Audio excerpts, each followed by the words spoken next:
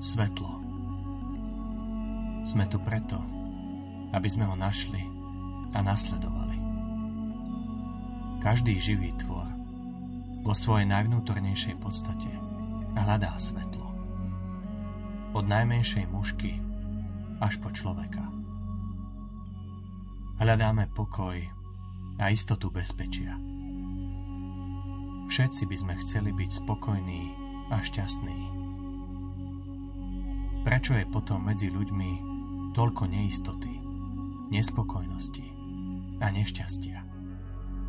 Každý hľadá, ale mnohý už ani nevie, čo hľadá, alebo si dokonca už vôbec neuvedomuje, že niečo nutne potrebuje nájsť.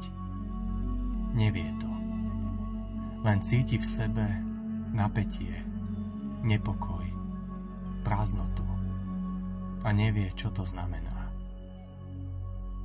Nemá už meno pre to tiché, ale nikdy neprestávajúce volanie v našom vnútri, ktoré je a vždy bolo volaním nášho svedomia, nášho skutočného ja. Svedomie, skutočné ja. Aj keď je zamurované, stále žije. Keď sa snaží nám niečo povedať, navonok to vnímame ako nepokoj a nespokojnosť. Naše skutočné ja totiž vie, vidí, počuje a chce nám to dať vedieť. Pripomíname si sviatky Veľkej noci. Čo z nich navonok ostalo? Povery, prázdna tradícia, zábava, či v lepšom prípade stretnutia s rodinou.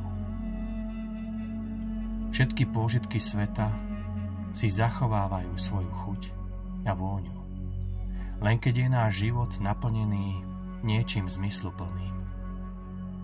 Bez vnútorného zmyslu všetko stráca farby, vône a vysychá. Bývame všelijakí. Neraz jednu vec hovoríme, druhú si myslíme a tretiu zase konáme. Chvíľu sme rozčúlení a potom zase plný obáv. Stali sme sa vnútorne neistí, rozkolísaní, manipulovateľní a ochotní uveriť lacným sľubom. A potom, keď na nás dopadne nešťastie, vyčítame to iným. Namiesto toho, aby sme chybu hľadali u seba. Schopnosť obliekať sebecké záujmy do pláštika dobročinnosti, verejnoprospešnosti alebo zákonnosti dosiahla majstrovský stupeň. V týchto sieťach často uviaznú aj mnohí dobrí ľudia. A potom býva ťažké sa z nich oslobodiť. Ale nemusí to tak byť. Možno nevieme zmeniť to, čo sa práve deje. Ale my sa môžeme rozhodnúť, aký postoj k tomu zaujmeme, a tak dokážeme zmeniť to, čo sa stane zajtra. Vonkajšie javisko je len dôsledkom, prejavom. Tým miestom, kde sa to skutočne rozhoduje, tým pravým bojiskom, hoci je to očiam iných neviditeľné, je vnútro každého z nás. Naše skutočné ja zápasí s nami samými o správne rozhodnutia, o svetlo, o poznanie. V hĺbke nášho skutočného ja totiž my všetci, bez výnimky, túžime po svetle, po vysokých ideáloch, ktoré nás presahujú. Človek dokáže žiť a rásť len v nezištnom úsilí o čisté a vysoké. Každý má v sebe potenciál, silu svojho skutočného ja, svojho ducha, ktorý nás dokáže viesť po stupňoch človečenstva k pravej ľudskosti. Len cesta po stupňoch za cieľmi, ktoré nás presahujú, nám umožnila pozdvihnúť sa zo zvieracieho stavu. A zostať ľuďmi môžeme, len pokiaľ si v sebe udržíme živú túto túžbu po ideáloch. Kto vzdá úsilie o svetlo, klesne na úroveň zvieraťa, ba ešte hlbšie. Bez svetla niet života. Naše svedomie, naše skutočné ja vie nájsť svetlo. Aj preto každý z nás dokáže byť zajtra lepším a láskavejším človekom, akým je dnes. Pripomíname si sviatky Veľkej noci. Súčasťou tejto udalosti je aj príbeh o človeku, ktorý za 30 strieborných predal toho, kto bol živým stelesnením dobra a lásky. Je to memento, ktoré nám aj dnes všetkým má čo povedať. Viac ako kedykoľvek predtým. Keď sa definitívne rozhodneme prestať predávať svoje človečenstvo na ideály za osobný prospech a plytký konzum. Keď prestaneme svetlo vymieňať za temno, potom sa nám ukáže cesta k pravej ľudskosti a dokážeme naplniť pravý odkaz Veľkej noci. Žiť pre svetlo.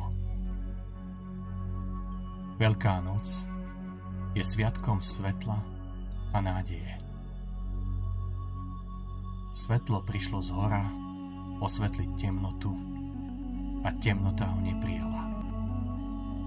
Svetlo však stihlo v ľudských dušiach zapáliť plameň, ktorý bude v nás horieť tým silnejšie, čím vrúcnejšia bude naša túžba po svetle.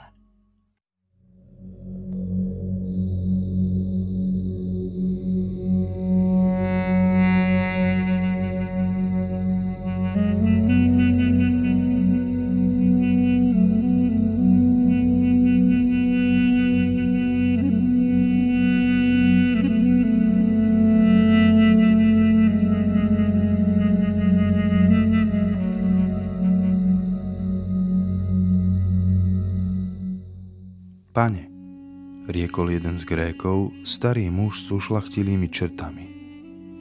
Pane, ak tvoja úloha spočíva v tom priniesť svetu svetlo, tak to musíš zostať ešte dlho.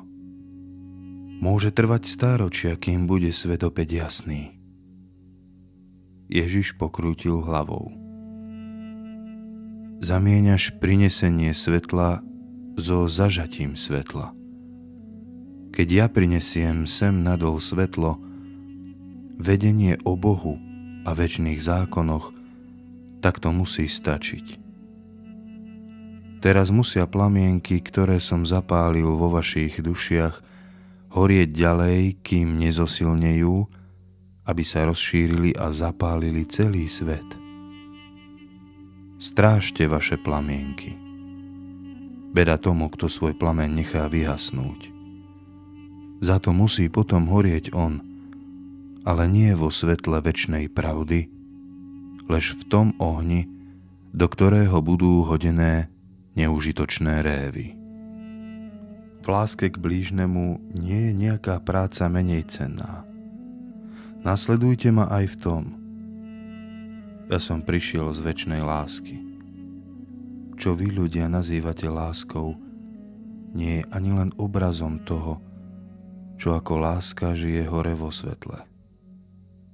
Jednu časť tejto večnej lásky som chcel zniesť nadol na túto zem, ktorá sa stala temnou. Hľadajte ju v mojich skutkoch a v mojich slovách, aby ste tak spoznali, čo je opravdivá láska. Ale keď ste z toho trochu vytušili, potom sa usilujte zo všetkých síl, aby sa táto láska stala vo vás živou. Musí prúdiť všetkým vašim konaním, vašou rečou a myslením, posvetný očisťujúci prameň, ktorý všetko nízke zahubí a odplaví preč. Milujte sa navzájom silnou, prísnou láskou. Nie to je láska, keď si navzájom jeden druhému odstraňujete z cesty každý kameň, keď hovoríte sladkými, zaliečavými slovami, inak, než ako cíti vaša duša. Pravá láska vidí chyby toho druhého a pomáha mu premôcť ich.